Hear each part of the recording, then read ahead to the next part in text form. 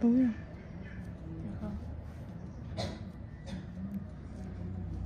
Túi là nó bay ngoài.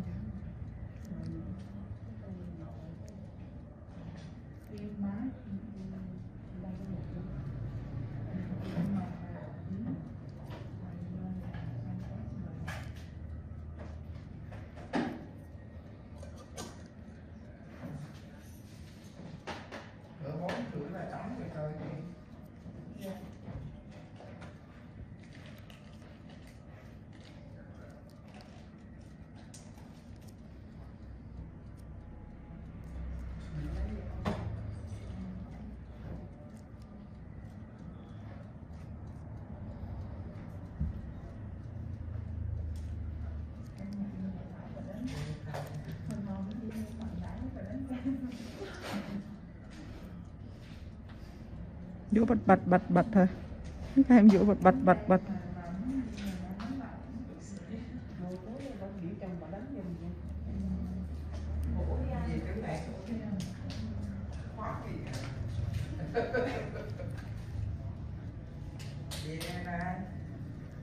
Cho chị khách cái một cái dạ. Chị con cho chị khách mụn nó vô đi.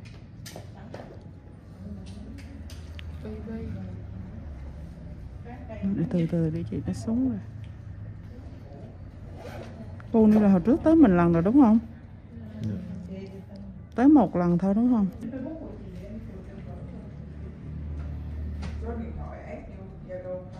Cũng không biết cắt kêu cái số ảnh của mình đi. Không chỉ hôm nào bay đi 5 năm chỉ một lần có nó ép cô cắt tối. Bởi vì sao hổ như này. Vậy quay cắt cái này.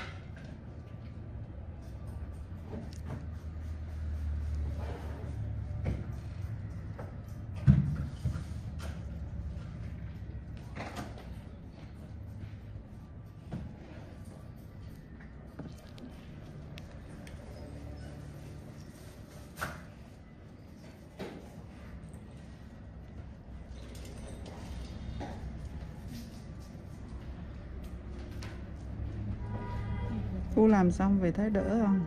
Dạ được. Các bạn mua giới thiệu giùm chị ngay. Dạ.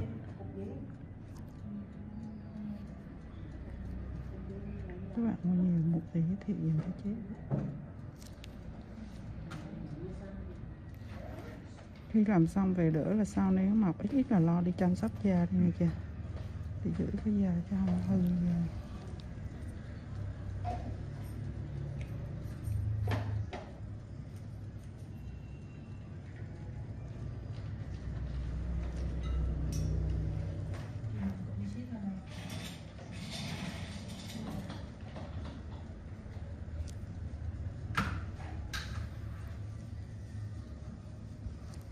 Kiến thấy cái rút là được kinh nghiệm đẹp đẹp hơn không xíu mà không Kiến. Mình quay mình phải rút kinh nghiệm rồi mình để cái má đẹp hơn xíu rồi ra nó chứ.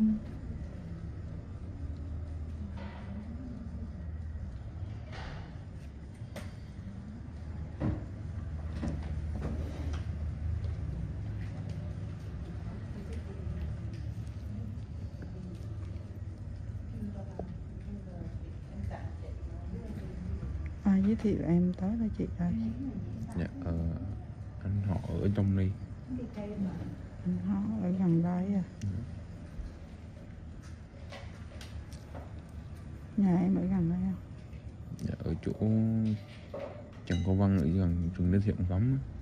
Biết khi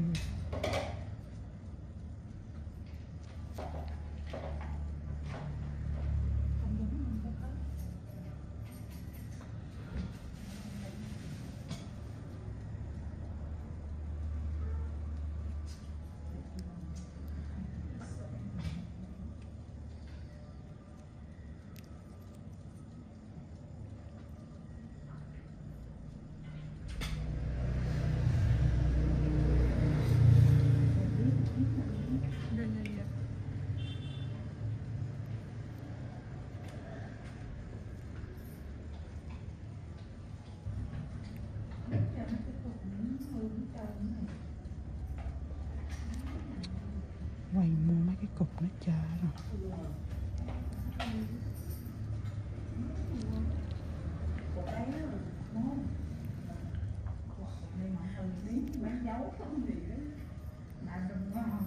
Mới mua 5 cục mà hư hết trơn luôn á. Mua cửa tháng hơn chứ nói gì.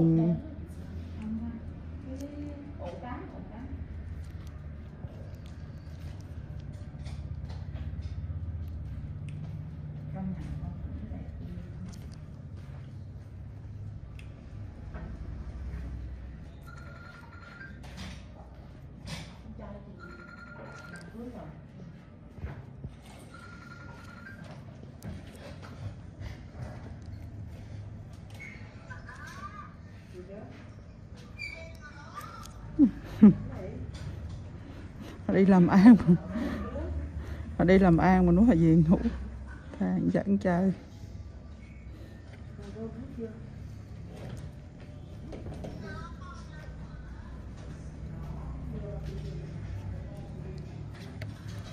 Đi đây giặt đồ kiếm cái hông nắm tay cái mềm dễ sợ. Rồi giặt còn mấy cái đồ giặt tay giặt cho rồi cho để cả tháng rồi không có giặt á. Bởi vì không có đồ mang mình.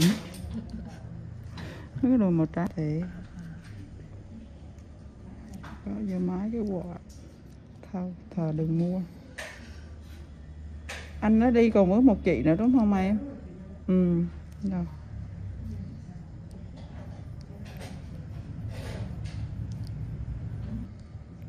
Giờ sao mai đây là rớt thì nó vô là vừa đó.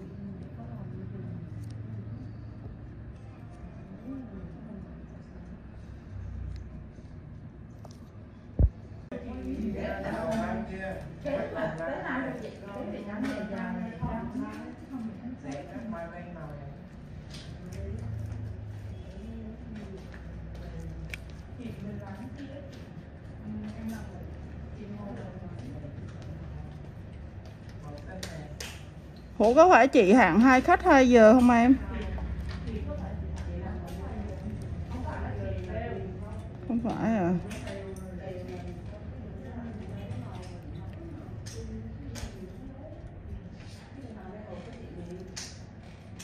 Ý cái màu nó là lòn vô thôi chứ còn mà tôi đi lên những gì Máy rồi đó kia 6 rồi. 57 Lên đi em.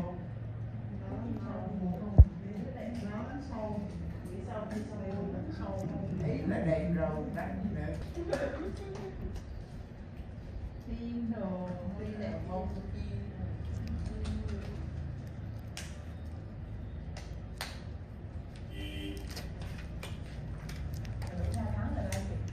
tháng đó 2 mắt là hơn mấy ngày.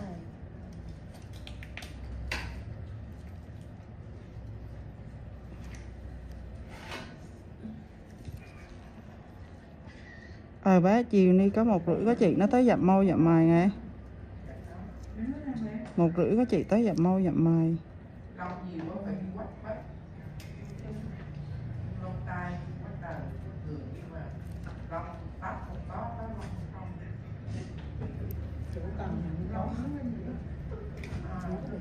Chị bị tay lúa đó, bị xong mấy Đi Thảo chờ chị đang mặn chướng rứa đó chứ phải. trời nhiều gì Chuẩn bị Thảo chuẩn bị đẹp đâu. trạng gì Thảo chuẩn bị đẹp vì ra lông vì không đẹp vì Hy vọng là đẹp. làm đẹp thì sẽ đẹp. Không Thảo chị khó đi là sẽ được hết hả? Dạ. Ừ. Tóm hồi xưa chị dưỡng da đẹp lắm hả? Sao Dạ. không diễn nè. Đúng rồi, bởi vì chị làm ở đây chị mang đồ cho nó sáng sủa kìa. Ừ. Thành ra ví dụ Cái như là Thảo ở nhà là cái Thảo hồi trước chị cũng đang cái gì chạy chữ lên trắng nữa là không cũng có cái vốn mình rồi chứ không phải. Trừ thì nói chung là dưỡng da Thảo á, là Thảo dưỡng là nó đẹp.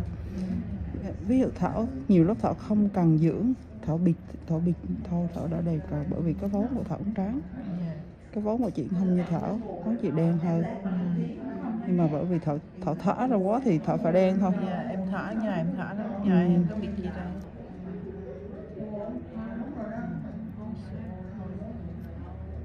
Dĩ nặng gì thì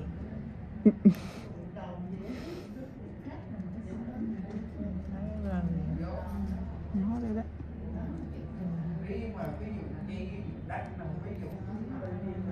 Khách triệt biệt trình hay là triệt lẻ đó chứ? dạ, chị nói chiều lại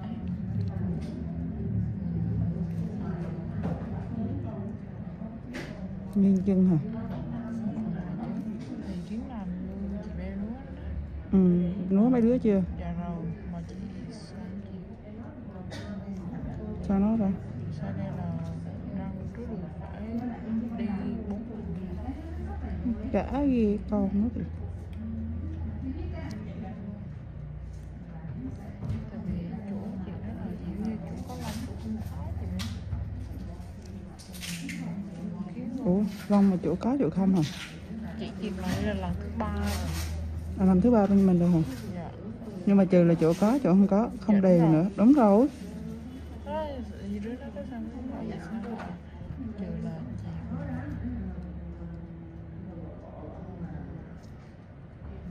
Tại vì bạn mình không tính lần á, mình chỉ tính quy mô hết. Khi mà chị Bê đi tìm á,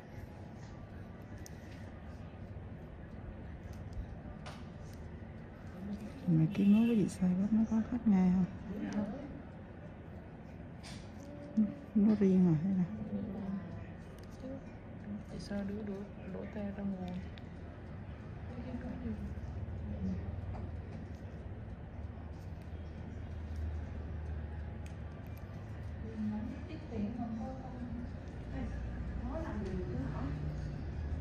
Cái máy mình như thế không?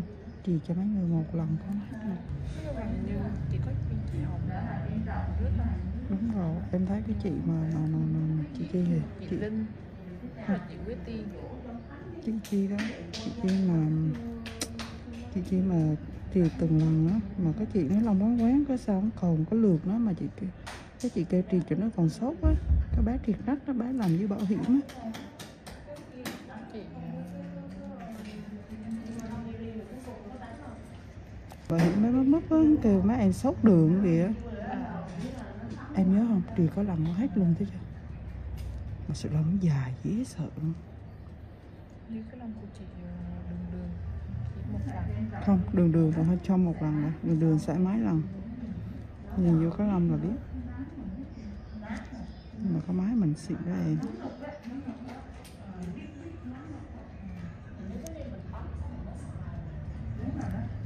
Có thì để nếu như Vũng Tàu quá thì để thêm Sao chứ? những cái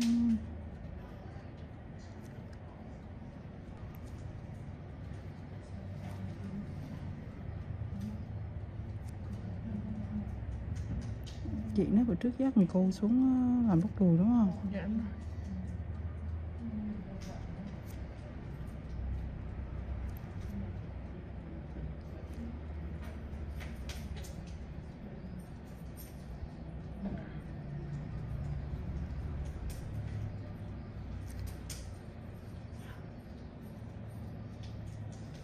Ba lần mà phải chụp có chỗ không à? Cái lần nhanh đó.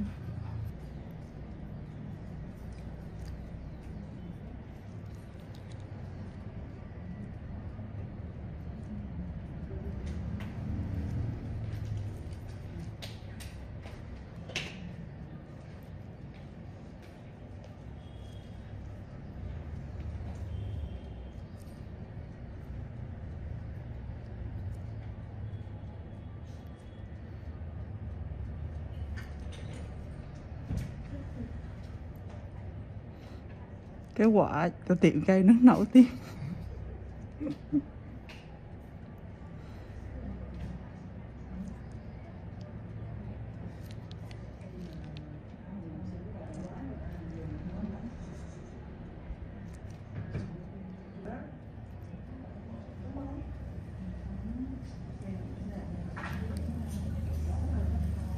Nói gì bây giờ có 2 khách này thôi hả kia? Có 2 khách này thôi đúng không? Cô với bạn đi học. Cậu mấy đứa đi học nó cực dễ sợ, tôi thấy thiệt cũng cực còn hơn đi làm kiếm tiền. Có lúc nào mà đi học cả ngày cả đêm. BBC Motor Reviews Channel. Honda Valkyrie F6C, 1996 to 2005, review. Basically a stripped-down Honda GL 1500 Gold Wing, with lower gearing and 6 carbs. The Honda F6C Valkyrie is actually reasonably good fun to ride, and some might say it's best-made motorcycle in America. The Honda Rune 1800 looks like some kind of Dan Dare spacecraft, mental. Ride quality and brakes. Here, the Honda F6C Valkyrie surprises many riders. So long as there's plenty of advanced planning, the motorcycle can be made to go around a corner fairly fast, for a cruiser, and still offers a luxurious ride on motorways. The Honda Rune 1800 is more ponderous, but then you'd want to travel slowly so people could stare for longer. The Honda Valkyrie's big problem for many cruiser riders is that it just isn't a V-twin. Instead, a burbling flat 6 Honda GL 1500 Gold Wing motor seems to sanitized for most, too damn quiet.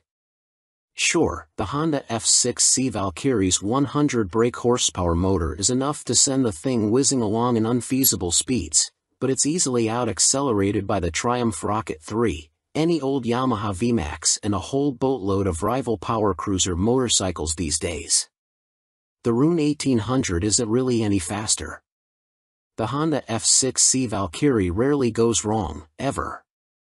It is a beautifully made motorcycle, with lavish chrome, thick paintwork and an engine that can cover 100,000 miles with basic oil/filter changes. The main problem with the motorcycle is keeping its hundreds of nooks and crannies clean. Double that cleaning time on the Honda Rune 1800. Our Honda Valkyrie FC6 owners' reviews show a very reliable bike, which is the norm for Hondas. For most of its life it was available as a personal import from the USA, and there aren't that many around, which keeps resale values high. Honda F6C Valkyrie motorcycles with the hard luggage touring kit on seem to be sought after. Buy a good used motorcycle and you can 5 years biking for about $2,000 in depreciation. The Honda Rune 1800 costs big bucks and is for lotto millionaires and poseurs only. Huge brakes, beefy forks and a proper 2-person saddle are some of the useful features on the Honda F6C Valkyrie. It could use the reverse gear of the Gold Wing and there's no screen as standard on the Honda F6C Valkyrie. Naturally, there's a whole phone book of accessories to be had, from both Honda and US aftermarket motorcycle accessory suppliers. Sci-fi bodywork on the Rune looks stunning. Welcome to BBC Motor Reviews Channel. KTM 1090 Adventure, 2017 on review. The chassis copes with the extra power with ease. In fact, it feels like it could handle a further 25 brake horsepower. The conventional 48mm WP forks and WP rear shock work straight out of the box. The forks are non-adjustable, but on our test route that didn't pose any problems. A 170-section rear tire and the 1090's relatively low weight enable it to be hustled with ease. Boring it certainly isn't. Unfortunately, we had less than ideal conditions to test the new 1090, but wet riding did highlight the bike's rider friendliness and near-perfect fueling at low speeds. There are 3 riding modes: Sport, Street, and Rain, with an optional off-road setting. Each mode changes the engine characteristics and level of traction control intervention. Although it's called the 1090, the engine is the same 1050 cubic centimeters motor as used in the outgoing 1050 Adventure. In the old model, KTM restricted it to 95 brake horsepower, but they've unleashed an extra 30 brake horsepower for the 1090, pushing peak power to 125 brake horsepower and torque to 80.4 ft-lb. On the road, it deals like KTM have thrown a bottle of vodka into the punch bowl along with a dozen cans of Red Bull. The 1090 is much livelier and more fun to ride, yet still has the ease of use of the original 1050. Confusingly, KTM also offer a 95 brake horsepower version of the 1090, which can then be restricted further to 47 brake horsepower for those on an A2 license. KTM's LC8 engine is a proven motor by now, with few problems to report, and KTM's Adventure family are well built. The 1090 Adventure comes in much cheaper than the more premium competition, without skimping on quality. The standard price of £11,299 is good value, although the bike we tested would have cost £12,800.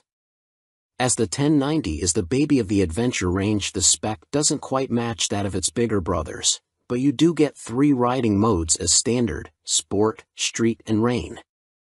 An off-road setting can be unlocked with the optional off-road pack, £243.78. Traction control and ABS are standard but not lean sensitive, and the TC can't be deactivated on the move. Old-style clocks remain. Welcome to BBC Motor Reviews channel. Cinis Akuma 125, 2022 on review. Priced at £2,599, the Akuma significantly undercuts the popular Honda MSX 125 Grom, which is its obvious target. And though my preference is for traditional-looking bikes with a retro feel, like the WK Scrambler or Cinis' own Outlaw, after riding the updated Akuma, I'm genuinely impressed. Ride quality and handling are altogether spot on, and though not the outright fastest, it's plenty quick enough. Yes, perhaps the seat leans you a bit too far forwards, and at 6 foot tall my knees are a bit high, but this aggressive style and involving feel make the Akuma a confidence-inspiring and solid first ride for any newcomer. If I wasn't a skint student on part-time wages, I'd buy one without a moment's hesitation. Can't say much more than that. For 2022, the Cinis has larger 14 inches wheels, upgraded from the previous 12 inches. Still small, they improve handling and give a stable feel around corners, while still making the Akuma very agile at low speed and in close quarters. The handling is smooth too, thanks to the suspension and low center of gravity, and with the seat pushing you forwards you can really feel every inch the bike. Leaning forwards into corners and tucking in on the straights, the Akuma might be a modern monkey bike but rides like, well, a proper bike. They call it the Mini Monster, and it deserves the nickname, being a down-to-earth yet modern bike that both looks and rides the part. Being angled steeply forward means the seat does affect comfort, and with the abrupt shape of the tank you need to be gentle with the brakes. The Akuma is also very compact. It's physically smaller than my own WK Scrambler 50. However, although perhaps better suited to smaller riders, with its 820mm seat height, the Cinis happily supports 6 feet of teenager. Both the front and rear brakes very good, and they're combined, which means the front is linked to the rear. There's no ABS, however. Being air-cooled instead of liquid-cooled doesn't really match the modern style of the Akuma, and with 9.7 brake horsepower it's not as powerful as other more modern bikes. However, this also means welcome simplicity, and you'll get your money's worth of reliability. It's also fast enough. Accelerating sharply and with a more than adequate 67 miles per hour indicated top speed, the Akuma feels swift and has the smoothest, easiest gear change of any 125 cubic centimeters bike I've ridden. Most noticeable of all the Akuma's features is the 3-tiered exhaust. It's not just an eye-catching MV Agusta styling trick, but 3 fully functioning pipes that sound ace as well as looking great. With aggressive shapes, new blacked-out finishes, steel trellis frame, which is non-structural, and its raised tank giving the look of an arched back and so resembling a big cat, go on, imagine, riding the Akuma makes me feel like I stand out from the crowd. which is important for the teenage market. Switchgear, components and overall finish look and feel pretty good for a $2,500 bike. Some fasteners and smaller parts will need coating with anti-corrosion treatment for winter use, but that's true of some bikes costing 5 times as much. And overall the Cines does a good job of disproving preconceptions about cheap, flimsy Chinese bikes. Honda's trendy MSX 125 Grom costs £3,849. Yes, it's a bit nicer finished than the Cines and will hold its value better, but it's only got the same power, and the extra £1,300 over the Akuma can be a big ask for a cash-strapped teen. Benelli's TNT 125 is also made in China and costs the same as the Cines. It's got a couple of horses more and a neat-looking trellis frame, but it's also a tad gaudy and in-your-face. Picking between them is as much down to their image and personal preference as anything else. Tech fan? You'll be interested to learn that the display now has multiple color options as well as brightness settings. At first, I thought it was just another knick-knack, however it is helpful especially in changing weather or when looking through a tinted visor. And it's like socks with days of the week on, every day can be a new color. The display is also crystal clear and comes with a small array of function as expected: time, trip, odometer. Something that I quite like are the large buttons that the Cines uses. None of this tapping the wrong control malarkey. Just big simple buttons, easy as you like. 2019, Cines Akuma launched late in the year as a 2020 model. Modern monkey bike with air-cooled 4-stroke single and 12-inch wheels. 2022, upgraded with larger wheels, jazzy new clocks, plus more refined styling and colors.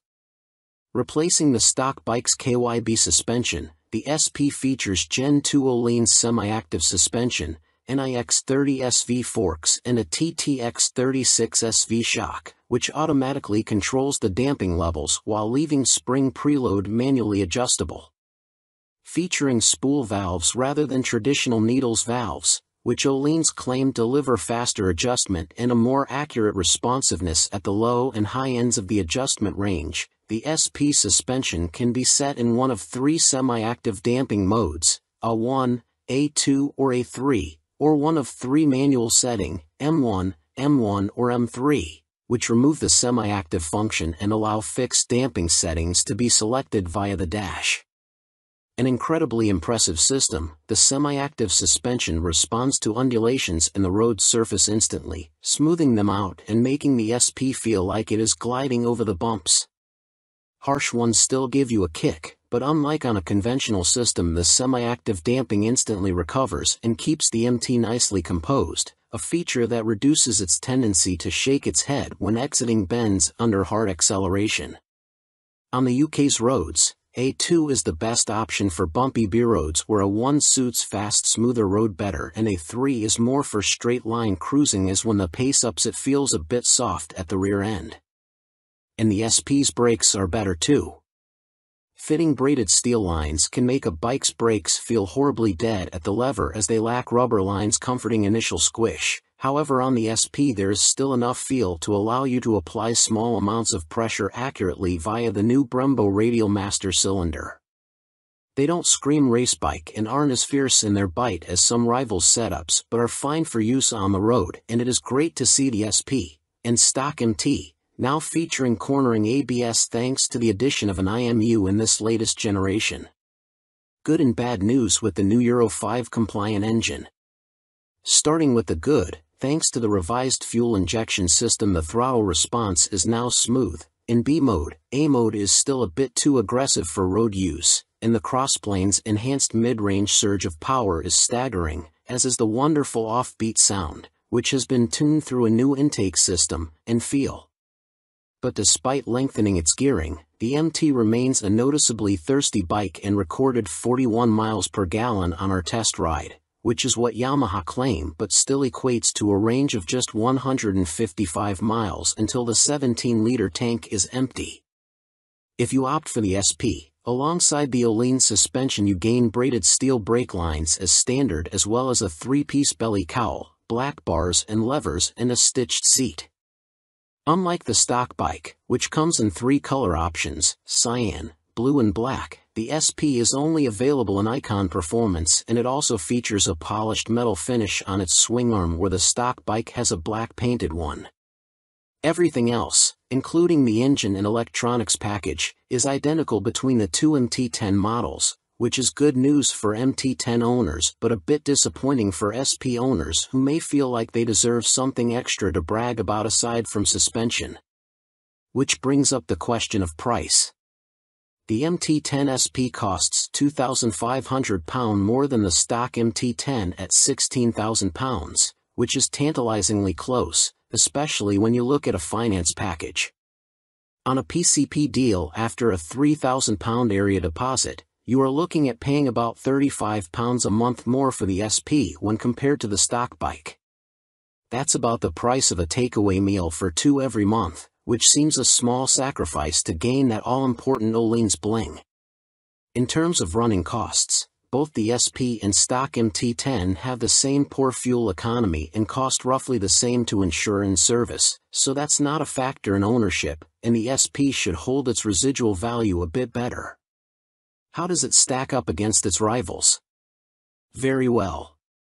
The SP is £16,000 where a Ducati Street Fighter V4 is £19,551 or £21,651 in S-Guise with semi-active suspension. The Aprilia Tuono V4 factory is £16,900, the KTM Super Duke EVO £17,899, Triumph Speed Triple 1200 RS £15,500, which lacks semi-active suspension, and the Kawasaki ZH2 SE £19,079. Sharing the same tech package as the stock MT, the SP is no less impressive when it comes to its safety assists. Thanks to a 6-axis IMU you get cornering ABS and TC as well as slide control and anti-wheelie that sit alongside an up/down shifter, engine braking control, cruise control and variable power modes, all of which are controlled via the new 4.2-inch color TFT dash, which lacks connectivity. While the electronics perform faultlessly, and the quickshifter is excellent, it is tricky to see which of the various acronyms you are selecting should you wish to tweak their. Welcome to BBC Motor Reviews channel. Triumph Rocket 3, 2020 on review. Suspension, steering and stopping are all worlds ahead of the previous Rocket 3. And as a result it now feels like a laughably large but comprehensively capable motorcycle, rather than a cartoon cruiser caricature. Related, 2020 Triumph Rocket 3 TFC news on MCN. First impressions might be dominated by the Rocket's vast proportions and the curiosity factor of cramming a motor larger than a typical family car between 2 wheels, but after a day spent studying the quality details, experiencing the meticulously managed power and appreciating the enormous improvements in refinement, you walk away feeling thoroughly impressed. The new Rocket 3 is exciting, eye-catching, attention-grabbing and pulse-raising, yet avoids straying into feeling frivolous, ridiculous, or pointless. Forget the previous Triumph Rocket 3's cumbersome bulk, heavy-handed handling, basic running gear and Romanesque name badge. The new Rocket 3's chassis is totally different. A cast aluminium spine frame replaces the old twin steel tubes, helping contribute to an incredible 40 kilograms saving over the previous bike, while steering geometry is sharper and the wheelbase is shorter. As a result, the Rocket now has a proper appetite for corners the old bike couldn't dream of. Turn-in is easy, holding a line mid-corner needs little inside bar pressure, and flick-flacking from full lean left to right, and still ending up where you intended, is absurdly accurate for a bike with a fueled weight north of 320 kilograms. Suspension is by Showa, with 47mm adjustable upside-down forks up front, and an adjustable monoshock monitoring the shaft drive. No electronic adjustment though, the clickers are all manual. The front's set pretty firm, meaning you can haul hard on the flagship Brembo Stylema front brakes. Even the rear brake is a 4-pot radially mounted caliper, to generate huge stopping force without the bike trying to tie itself in knots. Ride quality is generally good, though the short travel shock, just 107 millimeters, has to work hard and can feel bouncy. Drive hard and you can clearly feel the rear end of the bike jack up though, a result of the torque reaction from the shaft drive being unchecked by any kind of parallelogram setup. The Rocket 3 comes in two flavors, Roadster R and Touring GT, with the main difference being riding position. The R has a higher seat, mid-set foot pegs and narrower bars, giving a more aggressive Street Fighter stance, while the GT's lower seat, feet-forward controls and wider, higher bars give a relaxed, cruiser feel. Everything is transferable between the bikes, meaning you can create whatever kind of muscle-power touring cruiser you like. Into the bin goes the Rocket 3's 2,294 cubic centimeters triple, replaced by this all-new, gruntier, smoother, cleaner, stronger and smaller 2,458 cubic centimeters engine.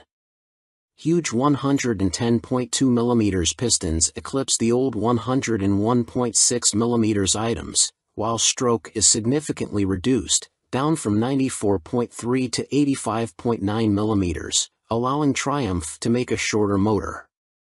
Peak torque is identical to the previous Rocket 3 Roadster, at 163 lb-ft, but the new motor holds onto that grunt for longer as revs climb. Where the previous Rocket's torque curve fell away sharply above 2,500 RPM, the new motor has a much fatter, flatter delivery. As a result, headline power is up to 165 brake horsepower. But as ludicrous as that might sound, the reality is that it's immensely easy to use. All that prodigious power is carefully controlled by the ride-by-wire throttle and predictive, lean-sensitive traction control, while output is restricted in lower gears and top speed is electronically limited to 138 miles per hour. It's a beast, but one of those big, fluffy, gentle, cuddly chaps from a Disney film. The colossal torque spread means you can ride it however you like. Plunk it in one gear and dip into the immense grunt from 2,500 to 5,500 RPM if you're feeling lazy, or chase the 7,000 RPM redline and work the new sweet-shifting 6-speed gearbox for maximum thrills. There's even an optional two-way quickshifter in Triumph's accessory catalog, if you like changing clutchlessly. It's a completely new machine from nose to tail, so only time and miles will deliver a verdict on reliability. Service intervals are set at a car like 10,000 miles, suggesting the motor is in a fairly mild state of tune and Triumph have confidence in it. Looking over the bike in the metal, everything appears high quality, as you'd expect for 20,000 pounds. The exhaust headers are a particular highlight, the welds look neat, while the hydroformed curves are apparently a huge pain to produce. Everything seems tucked away neatly, there are no vulgar cables or hoses dangling about anywhere, and wiring runs inside the handlebars. Details like the Monza-style petrol, coolant and oil filler caps are pleasing, while the clever flip-out pillion pegs are a neat design. Our Triumph Rocket 3 owners' reviews show there have been some issues for some buyers, in particular corrosion, electrical and mechanical problems. Seemingly the rear brake can often stop working, for example, and needs attention from a dealer. Have a good read through before going for a test ride. Clearly it's not a cheap bike, though an ultra-capacity extreme muscle cruiser never was going to be. The Rocket 3R is 19,500 pounds on the road, that includes almost all the gadgets, apart from the two-way quickshifter and the heated grips. The GT version, which includes the heated grips, a fly screen and a pillion backrest, is 20,200 pounds. Both are roughly on a par with Ducati's Diavel 1260S, 20,041 pounds. A Harley-Davidson Fat Bob 114 starts at 15,825 pounds, but doesn't have a fraction of the Triumph's tech, torque, pose or poise. If you want to go properly left field, a Moto Guzzi MGX21 is 19,999 pounds. Running costs probably won't be any kinder on the wallet. Triumph claimed the motor returns 41 miles per gallon, but our test ride suggests it's closer to 35 miles per gallon. That 240 section, 16-inch rear tire isn't cheap either. Sign picking the bike up in March. I have had a headlight replaced under warranty, main beam sticking on, and the second which has really put me off was the rear brake losing all braking power. It has been back to my dealer who changed the fluid for a better one but was told that Triumph know there's an issue and they are working on it.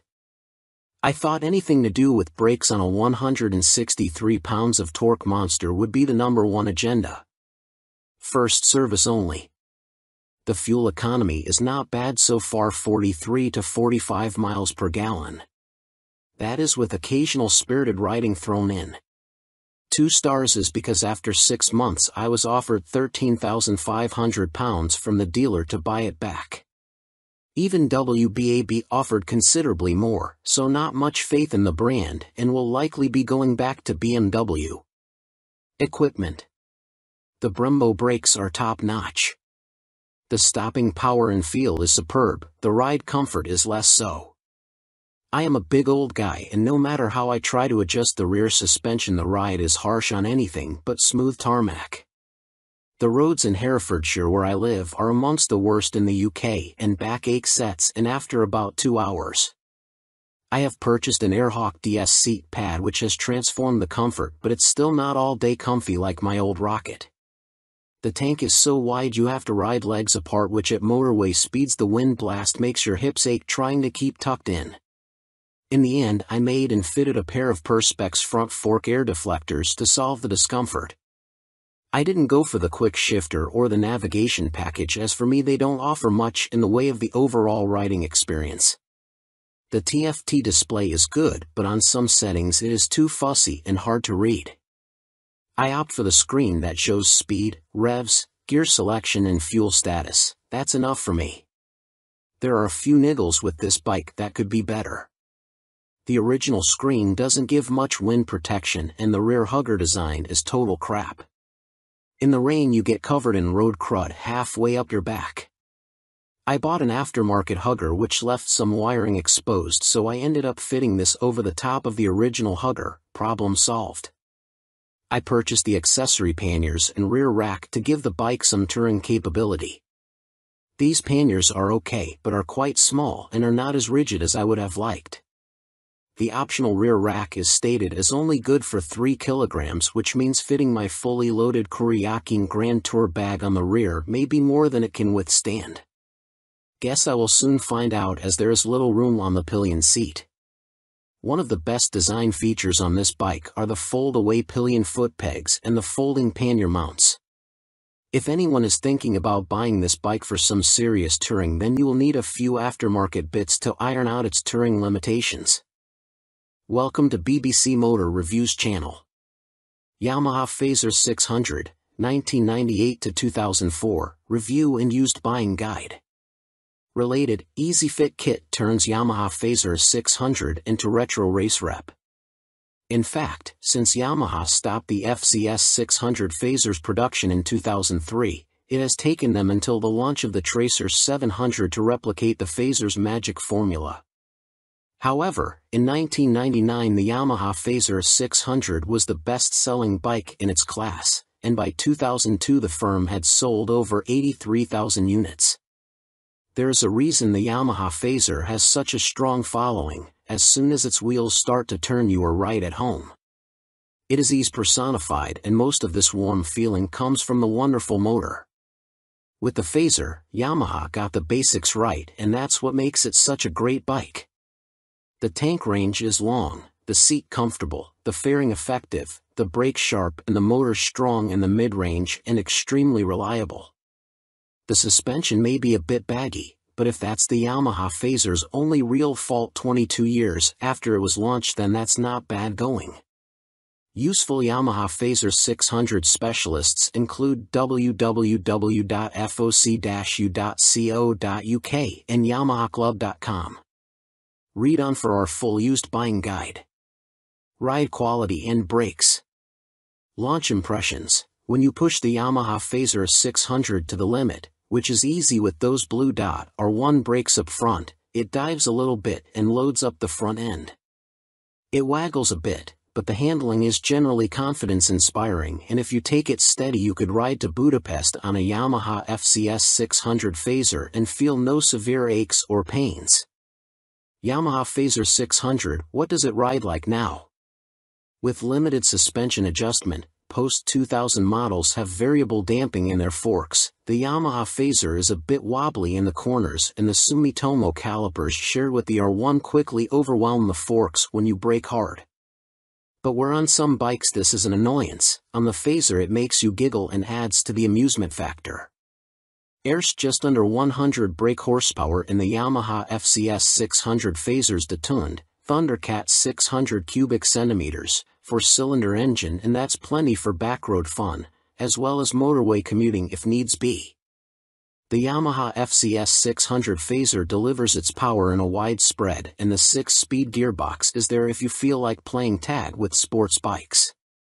Yamaha Phaser 600, what's the drivetrain like now? The inline-4 is beautifully smooth and has that lovely mid-range pull you get with an old long-stroke unit. It's not revvy or buzzy like the FC6's engine, it's just silky smooth and full of drive. The gearbox may be showing its age, the linkage is notoriously sloppy when worn, but it clunks into gear with a reassuringly solid feel, and the bike is more than happy to break the national speed limit when asked. The Yamaha Phaser is a fairly well-made motorcycle, and except for the black painted downpipes rotting away, or the brake calipers seizing up, the Yamaha Phaser doesn't suffer big problems. It can rack up very high miles with regular servicing. Apart from its thirst for fuel, it would make a great dispatcher's motorcycle. Yamaha Phaser 600 reliability. We've got a whopping 52 Yamaha Phaser 600 owners reviews on the site, and the bike scores 4.6 stars out of 5 overall, with the same score for build quality and reliability. This is an incredibly high score, meaning it's safe to say you can depend on the Phaser 600. Minor issues include the Phaser lacking more modern equipment such as more electronics, but this is an old bike now. You can't expect the world. Its value more than matches its spec. Yamaha Phaser 600 common problems. Early ignition barrels aren't very strong. Check it works smoothly and that the ignition key works the fuel cap and seat lock. The headlight bracket bends if the bike is in an accident and few people replace it, so always check the fairing looks square on the bike. The steel swing arm can trap water and rot around the chain adjusters, so inspect this area well for any obvious rust damage. The Phaser has a 110/70 front tire, and as a result tire choice is limited. You can fit a 120/70, but this can interfere with the mudguard. Yamaha Phaser 600, a mechanic's take. By Chris Spinks, Chief Instructor, Metropolis Training School. The key factor when buying a used FCS 600 Phaser is seeing if it goes into second gear. First gear on the Phaser is quite short, and the jump to second puts a lot of strain on the gearbox. This can cause the second gear selector fork to bend, and that leads to a really stiff change and eventually a broken gearbox. On a cheap bike such as a used Phaser, that can write the bike off as replacing it is not economically viable, as a complete gasket kit costs £500. That said, when I destroyed my Phaser's gearbox on a track day, I bought a new motor for £400, and swapping them over was fairly simple. The sprocket retaining nut is a classic Phaser fault and well documented. The nut comes loose, the sprocket slides off the shaft and then sits on the threaded part of the output shaft. People think the clutch is gone and rev the motor, which causes the sprocket to strip all the threads off the shaft. You can slide the sprocket back on and spot weld it in place, but you need to be careful not to overheat the seals. As long as you fit the nut correctly using the locking washer, you should be fine, although Yamaha did release a deeper threaded nut and this sorts the issue. The lights on the Phaser are poor, but on the 1998 9 model the bulb vibrates and creates a white powder that fills up the lenses. This is impossible to remove and makes the light even worse. Some owners change the lume to convert the Phaser to twin headlights, which is very easy, but you need to tilt the main beam down or it will fail an MOT. After 15,000 miles the shock will be duff. I'd recommend getting the forks rebuilt and buying an aftermarket shock. Don't be tempted to go for a stiff fork springs. I've found softer ones works better. When it comes to the finish, the paint likes to flake off from the engine's fins, so don't jet wash the engine, and check the downpipes. The motor is totally bulletproof, but the cam chain tensioner can need changing and it is a nightmare to get to. At the end of the day, a well-looked-after phaser is a brilliant buy and totally reliable. At the training school we would see them cover over 65,000 trouble-free miles with only oil changes. Extrema Makeover, Aprilia put the RS660 on a diet for a limited edition focused model.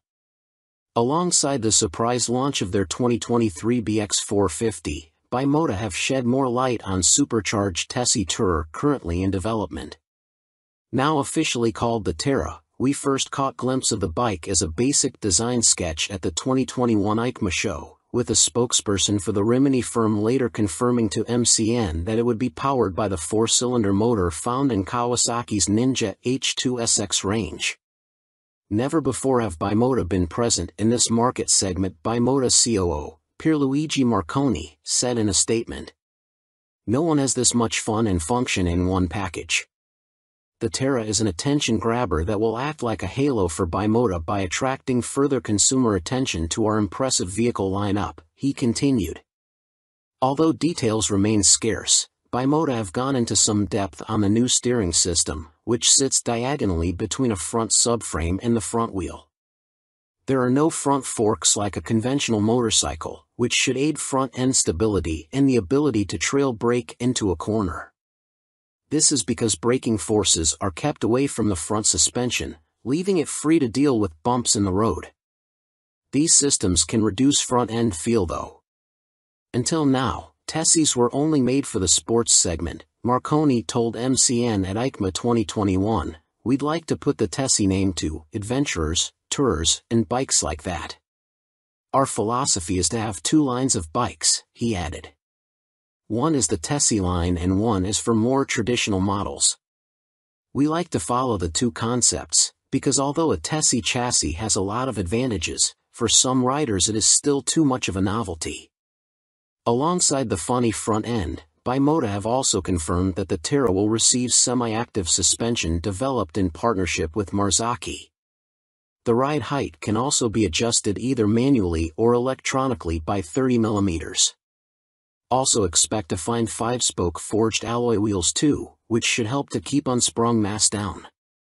It went from first sketch to full-size model in few months using computer-aided design, Marconi continued.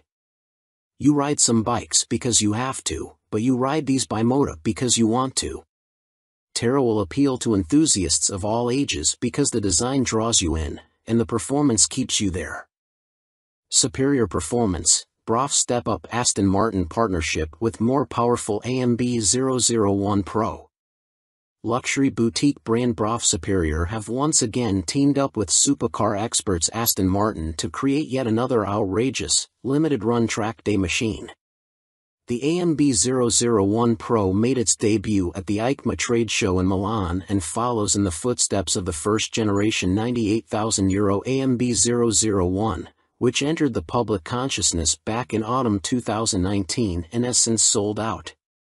The standard track-only 001 features a turbocharged 997 cubic centimeters liquid-cooled V-twin engine that sits as a stressed member in the chassis. The 175 kilograms, dry, Pro uses a CNC machine version of this unit as a stressed member with a claimed 25% increase in power to 221.9 brake horsepower. There's also carbon fiber bodywork said to be inspired by Aston Martin's 1000 brake horsepower Cosworth-built 6.5-liter V12 Valkyrie AMR Pro hypercar. The success of its predecessor, coupled with the incredible Aston Martin Valkyrie AMR Pro, inspired us to get together again to create a new superbike, one that we know will excite our customers, BRAF Superior CEO Thierry Henriette said. We are particularly proud of the new engine type, with a crankcase fully machined from solid billet aluminium, which is a unique feature for a production motorcycle. With the marked increase in power, this takes AMB 001 Pro into the hyperbike sector. Machined from AL 5000 solid billet aluminium alloy, the uprated motor also gets a new cylinder design, with wet cylinder liners for greater cooling, which should help with the longevity over prolonged hard use. Limited to 88 units in total, the Pro will not be homologated for the road and will be built by hand at the Bra factory in Toulouse, France. Orders are now being taken, with the first deliveries expected in the final quarter of 2023. The bike shown at EICMA was a prototype. It's a beautifully simple formula. Form plus technology equals performance, Marek Reichman, Executive Vice President and Chief Creative Officer of Aston Martin, said. We've achieved this fluidity again with Bra Superior for those who desire a track superbike like none other. The rider is part of this moving sculpture and will literally feel as though they are part of the track when laying atop the AMB 001 Pro. But it's not all about engine performance. A quick glance at the side profile of the Pro reveals more extreme bodywork, with a more pronounced tail, winglets, and a rear carbon disc wheel design. There's still next to no front wind protection though, which could be unpleasant at speed and take away from the riding experience. Gone is the underslung exhaust exit from the standard 0012, with a single pipe on the right side of the bike protruding above the fat 200 section rear tire and shark-like aero wing. In a nod to Aston Martin's racing success, the 001 Pro features a striking jade green livery, with a blacked-out motor and suspension. This suspension system comes in the form of a front double wishbone setup adjustable for preload and rebound, plus a rebound and preload adjustable monoshock. Naked Ambition, CF Moto unveil NKC22 concept.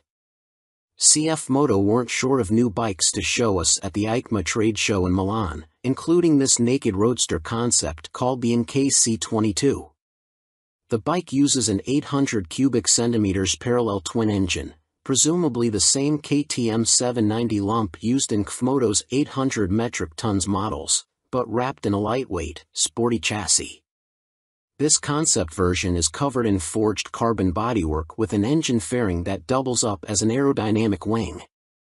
Front forks are heavy-duty upside-down units and look to be fully adjustable, while at the back a stylish single-sided swing arm holds a rear wheel blanked off with carbon inserts. CF Moto reside at the economical end of the motorcycle market, and so even this concept version gets J.1 brakes rather than the full Brembos used on last year's track-focused SRC21 concept. Twin SC Project exhausts complete the aggressive, sporty look and would, from the looks of them, far exceed UK homologation noise limits, so expect something more sensible on the finished bike. The M button on the left switchgear and the word Street on the bottom of the TFT dash display suggest that a selection of rider modes is available, with up and down buttons for cruise control also included. And the telltale phone symbol elsewhere on the screen means there's smartphone connectivity, too.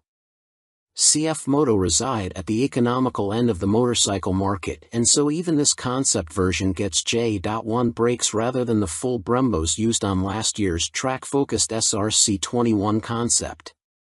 Twin SC Project exhausts complete the aggressive, sporty look and would, from the looks of them, far exceed UK homologation noise limits, so expect something more sensible on the finished bike. The M button on the left switchgear and the word Street on the bottom of the TFT dash display suggest that a selection of rider modes is available, with up and down buttons for cruise control also included. And the telltale phone symbol elsewhere on the screen means there's smartphone connectivity, too. Naked Ambition, CF Moto unveil NKC22 concept.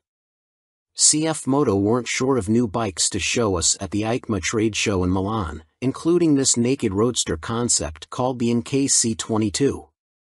The bike uses an 800 cubic centimeters parallel twin engine, presumably the same KTM 790 lump used in Kmoto's 800 metric tons models, but wrapped in a lightweight, sporty chassis. This concept version is covered in forged carbon bodywork with an engine fairing that doubles up as an aerodynamic wing. Front forks are heavy-duty upside-down units and look to be fully adjustable, while at the back a stylish single-sided swing arm holds a rear wheel blanked off with carbon inserts. CF Moto reside at the economical end of the motorcycle market, and so even this concept version gets J.1 brakes rather than the full Brembos used on last year's track-focused SRC21 concept. Twin SC Project exhausts complete the aggressive, sporty look and would, from the looks of them, far exceed UK homologation noise limits, so expect something more sensible on the finished bike. The M button on the left switchgear and the word Street on the bottom of the TFT dash display suggest that a selection of rider modes is available, with up and down buttons for cruise control also included. And the telltale phone symbol elsewhere on the screen means there's smartphone connectivity, too. CF Moto reside at the economical end of the motorcycle market, and so even this concept version gets J.1 brakes rather than the full Brembos used on last year's track-focused SRC21 concept. Twin SC Project exhausts complete the aggressive, sporty look and would, from the looks of them, far exceed UK homologation noise limits, so expect something more sensible on the finished bike. The M button on the left switchgear and the word Street on the bottom of the TFT dash display suggest that a selection of rider modes is available, with up and down buttons for cruise control also included. And the telltale phone symbol elsewhere on the screen means there's smartphone connectivity, too. Fantic released their first twin, the Caballero 700 Scrambler. Fantic has revealed their first modern-era twin-cylinder machine with a 700 cubic centimeters Scrambler joining their Caballero range. Fantic are making the most of their partnership with Yamaha, announced at the beginning of 2021, as the bike uses the 689 cubic centimeters, liquid-cooled Euro 5 engine seen in the MT-07, Tenere 700, and R7. There has been no retuning of the CP2 twin either, as Fantic claim the Caballero will hit the showrooms in April next year, boasting 75 brake horsepower and around 50 lb-ft of torque, identical to the R7 and considerably more than the 40 brake horsepower and 31 lb-ft of torque of the Caballero 500 Scrambler.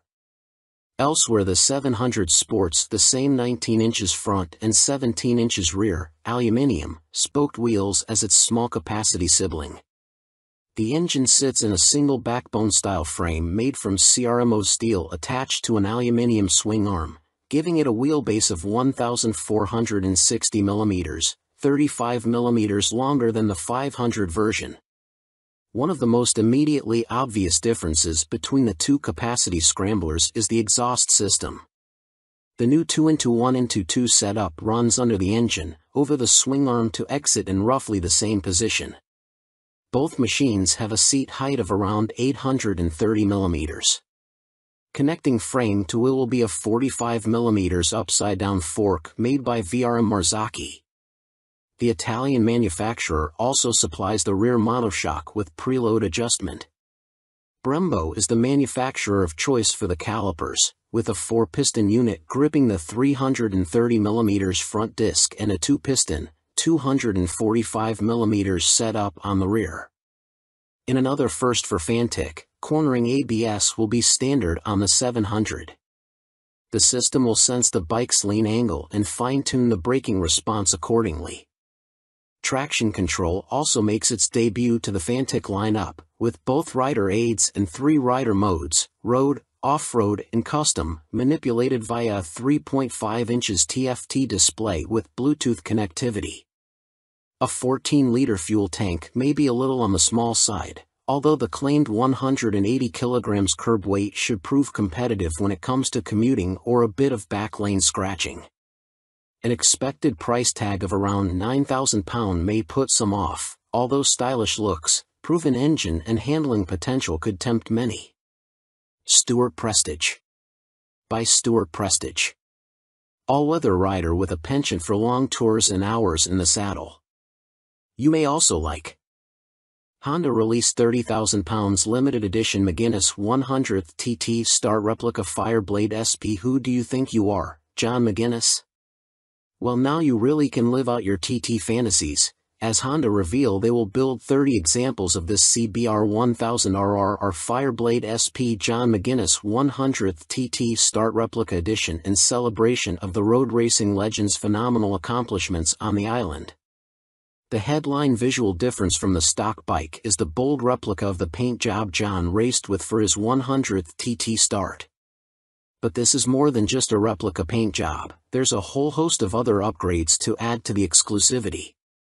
The stars align for me to be back on a Honda Fireblade for my 100th TT Start, says McGuinness. It's an awesome bike and has meant so much to me over my career. I'm proud of my connection with its place in TT history and of this, my replica.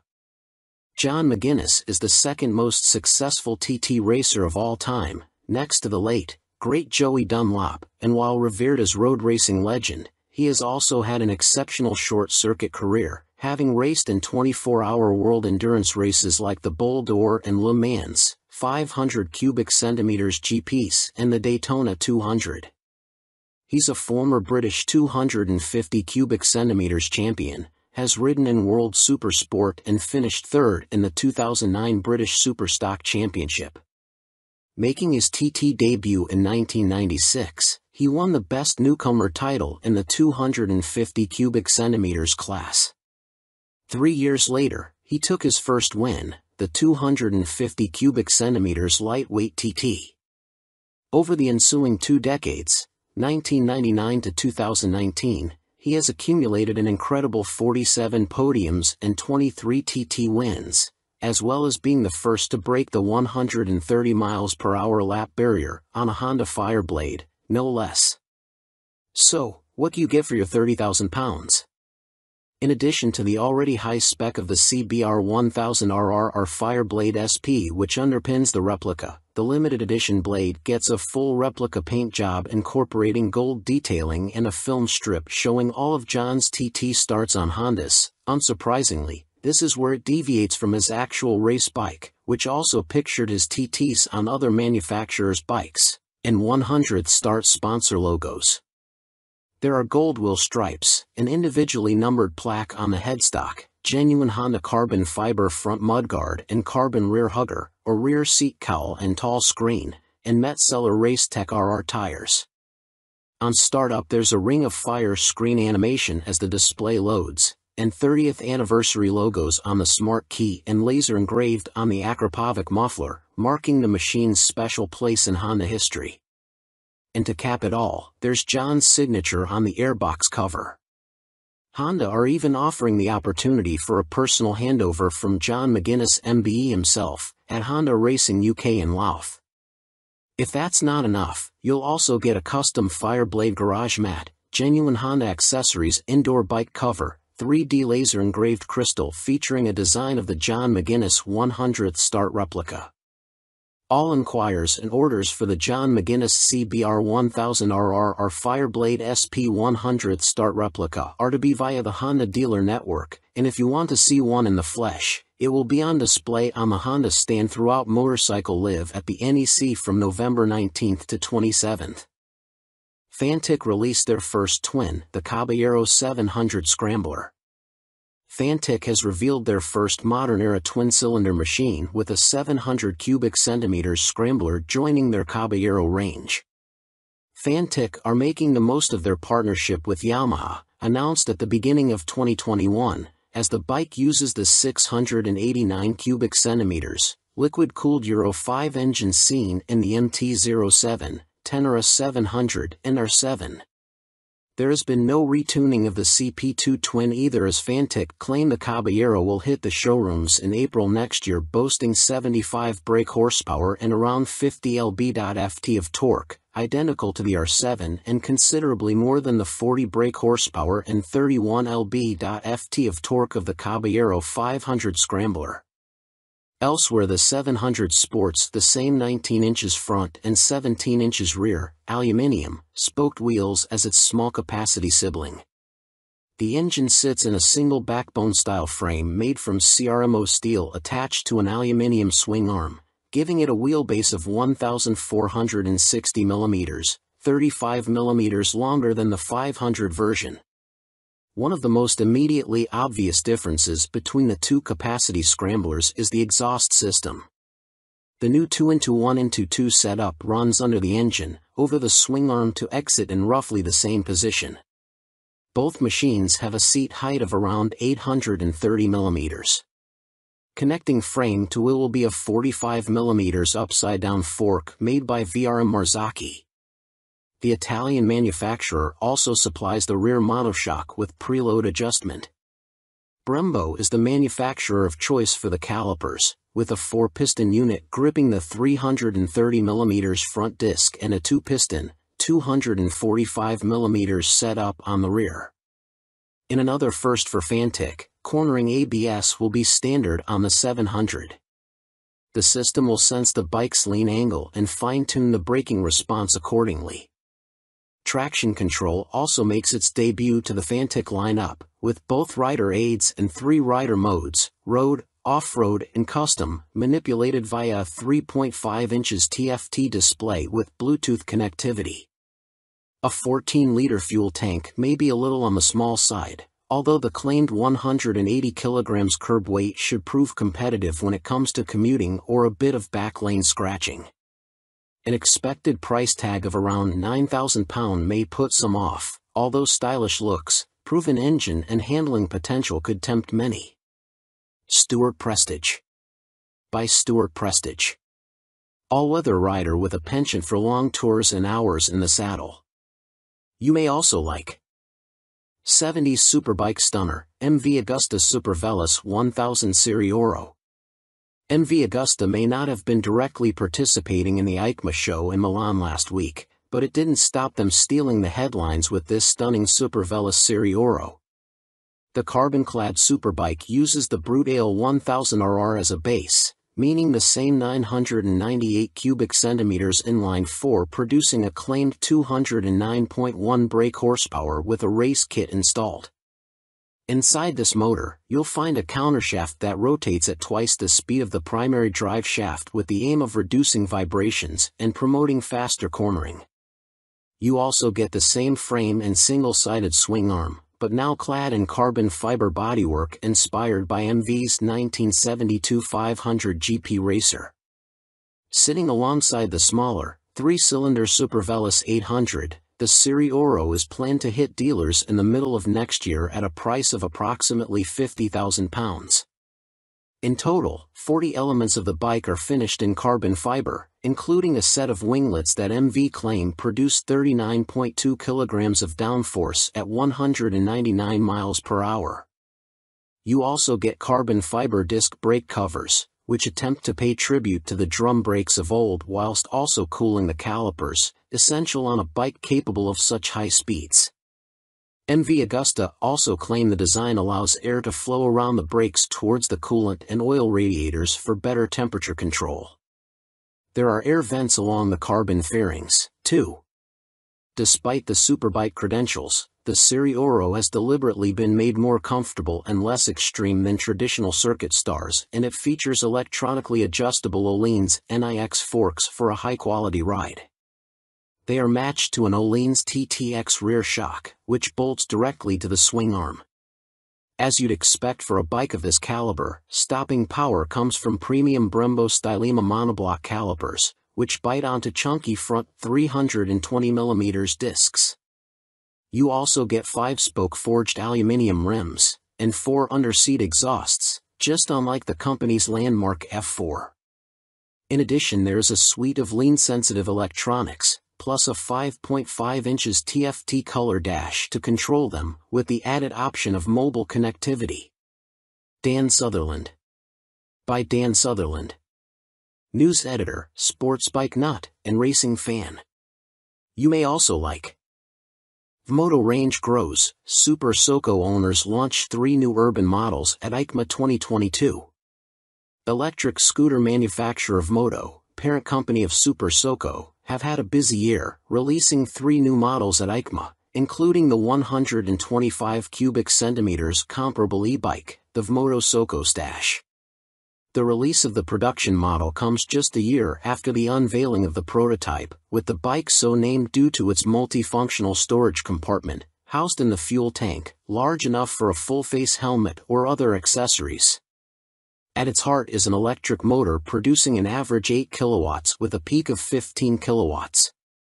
This propels the Vmoto Stash to a top speed of 75 miles per hour when the boost is deployed. 68 miles per hour is on tap without the boost. A 72V removable battery provides the juice and can be charged using a fast charger in a conventional 3-pin plug in 3.5 hours. Charging without the fast charger will take between 5 and 6 hours. No range specifications have been released, but expect it to have the same 30-mile capacity of the Super Soco TS Street Hunter, which has the same top speed capability. A newly designed swing arm pivots off a solid, lightweight frame, driving a 17-inch rear wheel. A 17-incher is also fitted on the front, and ABS disc braking is standard. A relatively tall seat height of 830 mm awaits the rider, and the Stash has a curb weight of 143 kilograms. The company also unveiled their first dirt bike-style machine, which weighs in at just 84 kilograms. The machine comes in two models, the Vmoto On-R, which comes with road tires, or the OFFR, which is equipped with knoblet tires. The On-R/OFFR can be set up in either L1 configuration, comparable to a 50 cubic centimeters machine, or L3, which mimics a 125 cubic centimeters. In the L3 iteration, the bike can reach speeds topping 50 miles per hour, while the L1 configuration limits the top end to just under 30 miles per hour. Vmoto claim a range of up to 90 miles with recharge times taking 2 hours for the L1 configuration and 3 hours for the speedier L3. A die-cast aluminium frame cradles the 8 kilowatts motor, producing a claimed 190 feet per pound of instant torque. A swing arm with a single rear damper secures the belt-driven, rear-spoked wheel. No retail price has been provided. The Vmoto Soco F01 scooter is, technically speaking, not a new bike, as it was available as part of a commercial fleet, but now will be available to the general public, the company also announced at EICMA. The urban commuter will, like the On/OFFR models, will be available as an L1 or L3 configuration. A 2 kilowatts or 4 kilowatts, L1 and L3, motor will get the rider up to a maximum speed of 27 miles per hour for the L1 and 45 miles per hour for the L3 model. Vmoto claim a range of between 50 and 60 miles dependent upon the setup and riding style. The charging time of the removable battery is 3.5 hours with a fast charger using a domestic 3-pin plug, or 6 hours without the fast charger. Coming in at 110 kilograms with a seat height of 855 millimeters, the F01 should prove a popular choice for city transportation. The F01 will be available in white, light or dark blue, red and black.